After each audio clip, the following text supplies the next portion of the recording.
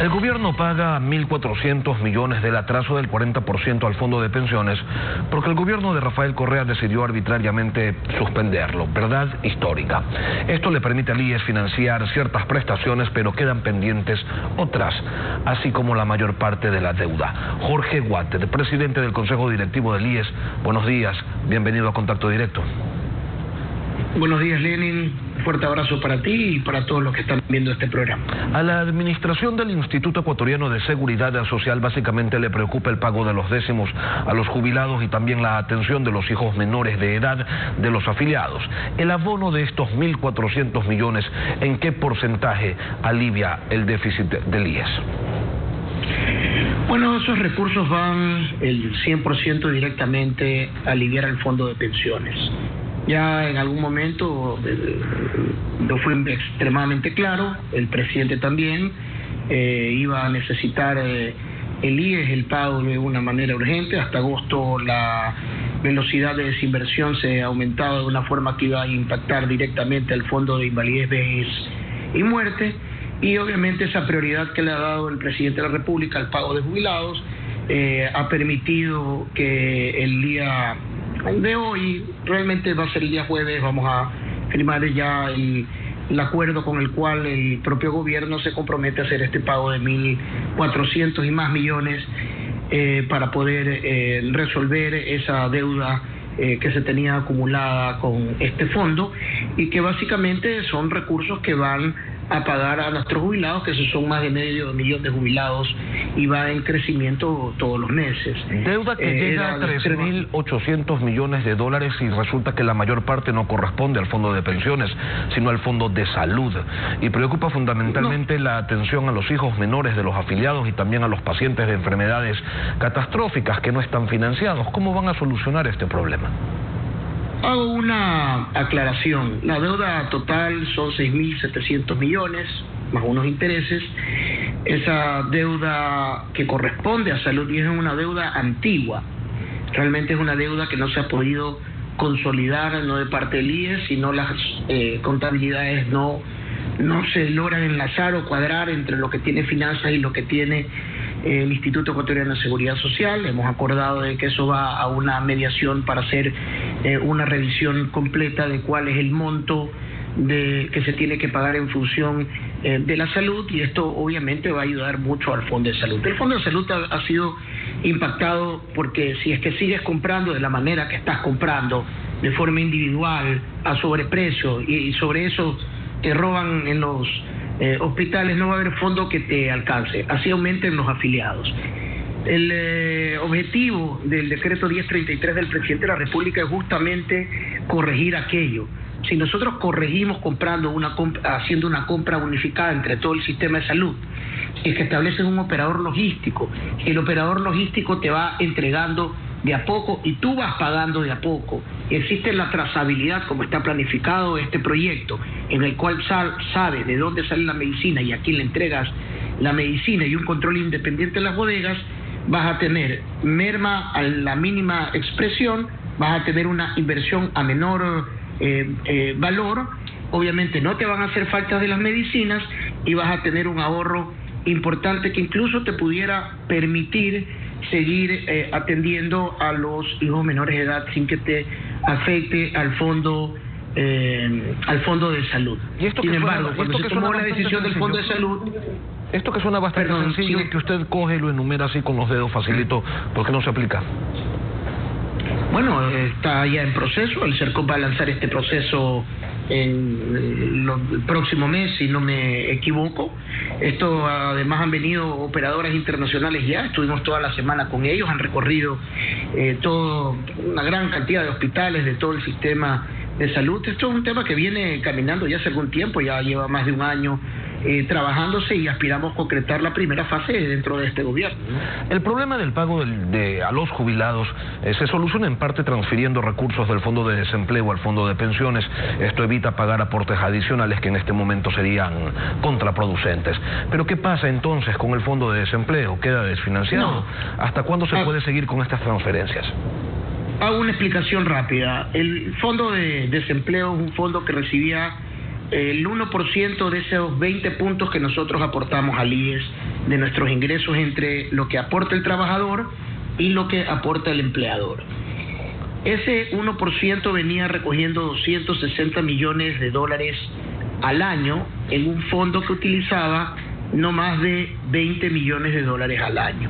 Ese fondo tiene 1.000 millones de dólares. Nosotros no estamos retirando recursos de ese fondo y transfiriéndolo al otro fondo. Nosotros lo que hemos tomado la decisión para no meterle la mano al bolsillo al ciudadano, peor en un momento tan difícil como el que estamos viviendo en este momento, es que desde el próximo año ese 1%, la mitad, en vez de seguir fortaleciendo el fondo de desempleo, que está muy bien financiado y se puede financiar con 130 millones tranquilamente, la otra mitad, los otros 130 millones de dólares, aporten y fortalezcan el fondo de inversión, de invalidez, vejez y muerte. El fondo mantiene sus recursos, no le estamos quitando un centavo de ese fondo, sino es que desde el 2021 se va alimentando con un porcentaje menor que le basta y le sobra. Este año de pandemia, para que tengan una idea,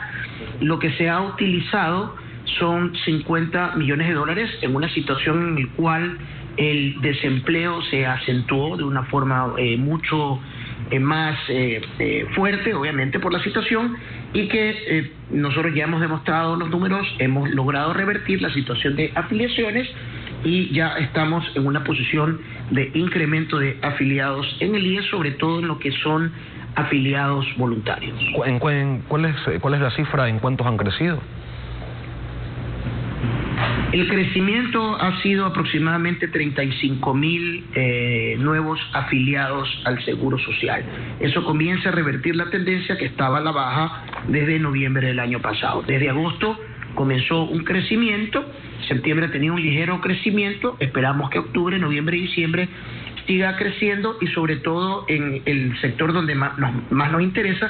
Por eso es importante ese acuerdo que se firmó con el fondo, la renegociación de la deuda, que permite inyectar 7.000 millones de dólares nuevos a la economía, que esos recursos obviamente van a ir directamente a sectores donde van a generar empleo, a desarrollos de programas y financiamiento del sector productivo, que va a permitir no solamente sostener empleos, sino generar nuevos empleos que van a permitir que la seguridad social tenga obviamente nuevos afiliados. Sin embargo, sigue pendiente en la Asamblea por más de 2 años una reforma a la ley del IES que fue ordenada por la Corte Constitucional para que se reestablezca en el directorio al delegado de los trabajadores. ¿Hasta cuándo va a seguir esta situación de que el IES es administrado exclusivamente por el gobierno? Mira, eso hay que preguntarle a la Asamblea cuando lo puedan hacer, pero yo creo que la reforma, y para que el IES cambie, tiene que ir un poco más allá. Hemos conversado con el ministro de Finanzas, estamos trabajando con la OIT y el Banco Mundial, y aspiramos dejarle al próximo gobierno una reforma integral del IES que tiene que ser una institución despolitizada, tiene que ser una institución con una administración estable, independientemente de quién lo presida. Eso es una base fundamental, una adecuada gobernanza, y que una selección técnica de todas las áreas que tengan que administrar no solamente fondos, sino también el manejo de hospitales. Sin duda, el esquema actual no es un esquema que va a permitir que la seguridad social permanezca en el tiempo sólida y que se puedan tomar decisiones adecuadas de corto, mediano y largo plazo, sino simplemente parches. Por esto es que nuestra posición como gobierno es dejar esta reforma presentada, este proyecto presentado al próximo gobierno, y obviamente que el próximo gobierno y la próxima asamblea lo debata, lo mejore y establezca una seguridad social realmente que le garantice tanto a los afiliados como a los jubilados que sus fondos se puedan mantener, ¿no? Y antes de hacer referencia a los puntos o a algunos puntos de esta reforma que van a dejar ustedes planteada, resulta que el Consejo Directivo ha reducido el presupuesto de la entidad suprimiendo personal administrativo en el área de salud. ¿Con qué criterio se hizo esta reducción de personal? ¿A cuántos servidores se despidió? ¿Cuál era el exceso? Pero sobre todo, ¿es suficiente esta reducción para darle estabilidad financiera a la entidad? No, nosotros lo que hemos hecho es una revisión de todas las áreas y de todos los fondos. En la parte administrativa y en la parte de inversiones hemos disminuido gastos innecesarios, cosas que no se van a poder ejecutar y que no son necesarias. Hemos dado prioridad a lo que hay que priorizar y eso nos ha permitido tener un proyecto de una reducción de 424 millones de dólares. Despidos en área médica, eso no se puede hacer, está muy claro en la ley humanitaria. Pero en áreas administrativas, sí. Las áreas administrativas son áreas que tenemos que lamentablemente disminuir. Hay que hacer una estructura mucho más liviana de la que hemos encontrado. Son 36.000 trabajadores, se ha reducido la economía. No puede ser que el Instituto Ecuatoriano de Seguridad Social siga manteniendo en su área administrativa una cantidad de gente que realmente la pueda suplentar con tecnología. ¿A cuántos han despedido de esos 36.000?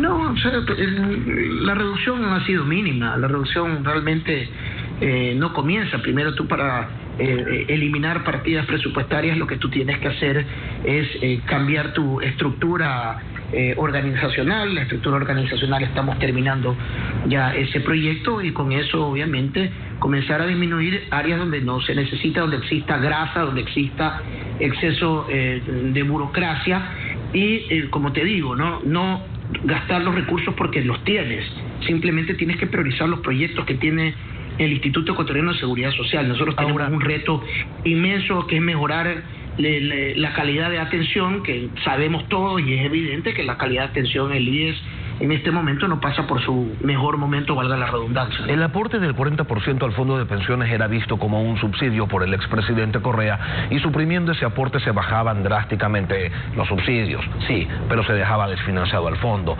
Usted habla de dejar listo, preparado un proyecto de reforma a la ley del IES que supondría que una mejora de las pensiones subiendo los aportes de trabajadores y patronos.